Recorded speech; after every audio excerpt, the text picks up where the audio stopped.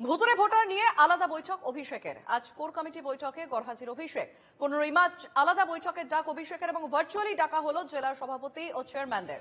36 জনকে আলাদা করে দায়িত্ব দেওয়া হয়েছে। দক্ষিণ 24 পরগনার দায়িত্ব অভিষেককে, বীরভূমের দায়িত্ব থাকছে কোর কমিটির হাতে। ভুতুড়ে ভোটার নিয়ে আলাদা বৈঠক অভিষেকের। আজ কোর কমিটির বৈঠকে গড়হাজির অভিষেক। 15 মার্চ আলাদা বৈঠকের ডাক। ভার্চুয়ালি ডাকা হলো জেলা সভাপতি চেয়ারম্যানদের। 36 জনকে আলাদা করে দায়িত্ব দেওয়া হয়েছে এবং দক্ষিণ 24 পরগনার দায়িত্ব অভিষেককে।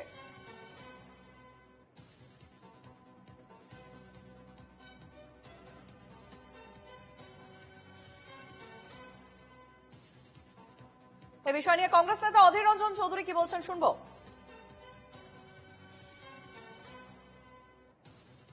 তৃণমূল এই ভুতুড়ে ভোটার ভোট, জাল ভোট, এগুলোর ফ্যাক্টরি তৃণমূলের নিজের ঘরেই আছে।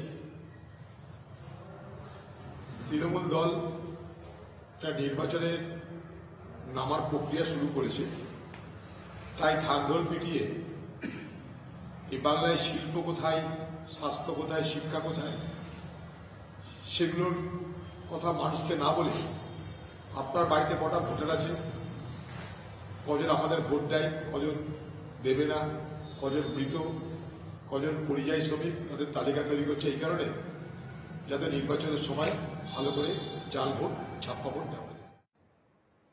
আমাদের সঙ্গে সরাসরি রয়েছেন আমাদের প্রতিনিধি রণজয় মুখোপাধ্যায়। রণজয়, ভুতুড়ে ভোটার নিয়ে আলাদা বৈঠক অভিষেকের এবং আজ কোর কমিটির বৈঠকেও গড়হাজির অভিষেক।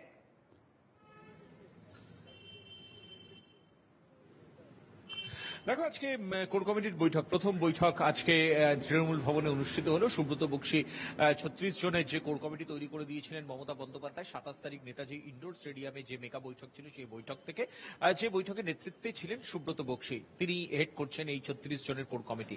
এবং সেখানে অভিষেক বন্দ্যোপাধ্যায় ছিলেন, কিন্তু অভিষেক বন্দ্যোপাধ্যায় যেহেতু তার তুমি জানো যে সেবাশ্রম কর্মসূচি চলছে, সেই সেবাশ্রমে ব্যস্ত থাকার কারণে অভিষেক বন্দ্যোপাধ্যায় আসতে পারেননি। কমিটিতে ছিলেন ডেরেক ওব্রায়েন পরিষদীয় কাজে, সংসদীয় কাজে ব্যস্ত থাকার জন্য আসতে পারেননি। সভাপতি অনুব্রত মণ্ডল, বীরভূমের জেলা সভাপতি তৃণমূল কংগ্রেসের, তিনি আসতে পারেননি। দেউচা পাচামি নিয়ে তিনি সাংগঠনিক কাজে ব্যস্ত আছেন বলে আসতে পারেননি। বাদবাকি সকলেই কিন্তু আজকের এই বৈঠকে হাজির ছিলেন। এই সকলকে নিয়ে এই কোর কমিটির যারা মেম্বার রয়েছেন, এই কোর কমিটির মেম্বার এবং জেলা সভাপতি, জেলার চেয়ারম্যানদের নিয়ে এই বৈঠক তৃণমূল ভবনে অনুষ্ঠিত হয়েছে।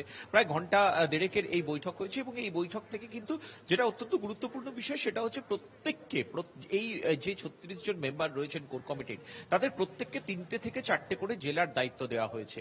মানস ভূঁইয়া থেকে শুরু করে, বিটবাহা হাসদা থেকে শুরু করে অভিষেক বন্দ্যোপাধ্যায়, তৃণমূল কংগ্রেসের সর্বভারতীয় সাধারণ সম্পাদক, সূত্রের খবর তাকে দক্ষিণ 24 পরগনা জেলার দায়িত্ব দেওয়া হয়েছে।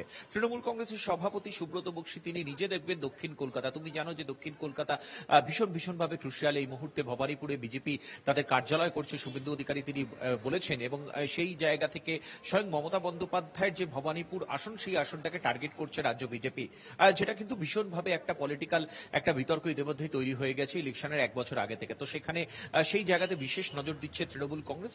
জেলার তৃণমূল কংগ্রেসের সভাপতি সুব্রত বক্সীকে দক্ষিণ কলকাতার দায়িত্ব দিয়ে কিন্তু সেটাই বুঝিয়ে দিয়েছেন মমতা বন্দ্যোপাধ্যায়, সূত্রের খবর তেমনটাই।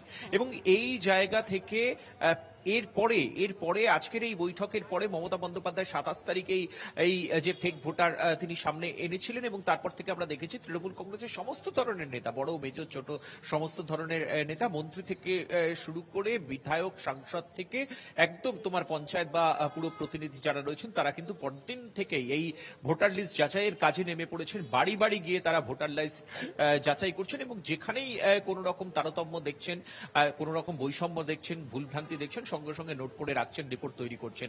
সেই প্রাথমিক রিপোর্ট ইতিমধ্যে তৃণমূল কংগ্রেস ভবনে জমা পড়েছে এবং আরো কিছুদিন সময় দেওয়া হয়েছে। এরপরে কিন্তু পর্যায়ক্রমে এই বৈঠকগুলো হবে। যাদেরকে দায়িত্ব দেওয়া হয়েছে তারা 2-3 দিনের মধ্যে যে যার জেলায় গিয়ে বৈঠক করবেন, এরকমই নির্দেশ দেওয়া হয়েছে আজকের বৈঠক থেকে, সূত্রের খবর তেমনটাই। তৃণমূল কংগ্রেস হাইকমান্ড তারা এই নির্দেশ দিয়েছে, 3-4 দিনের মধ্যে তারা বৈঠকে বসবেন। যেমন উত্তর 24 পরগনার দায়িত্ব দেওয়া হয়েছে সাংসদ কাকুলি ঘোষ দস্তিদার, সাংসদ পার্থ ভৌমিক, তারা রয়েছেন, সুজিত বসু রয়েছেন উত্তর 24 পরগনা জেলার দায়িত্বে, এবং এই জায়গা থেকে মানস ভূঁইয়া পূর্ব পশ্চিম মেদিনীপুরের দায়িত্ব দেওয়া হয়েছে, পুলক রায় কে দায়িত্ব দেওয়া হয়েছে, তোমার মোশাররফ হোসেনকে তার নিজের যে জায়গা উত্তর দিনাজপুর ছাড়াও হাওড়ার দায়িত্ব দেওয়া হয়েছে, হুগলির দায়িত্ব দেওয়া হয়েছে। এইভাবেই কিন্তু প্রত্যেককে আলাদা করে দায়িত্ব বন্টন করে দেওয়া হয়েছে। একেবারে এবং একবারে সূত্রের রণজয়, তুমি খবর সঙ্গে অভিষেক থাকো, আবারও ফিরছি তোমার কাছে।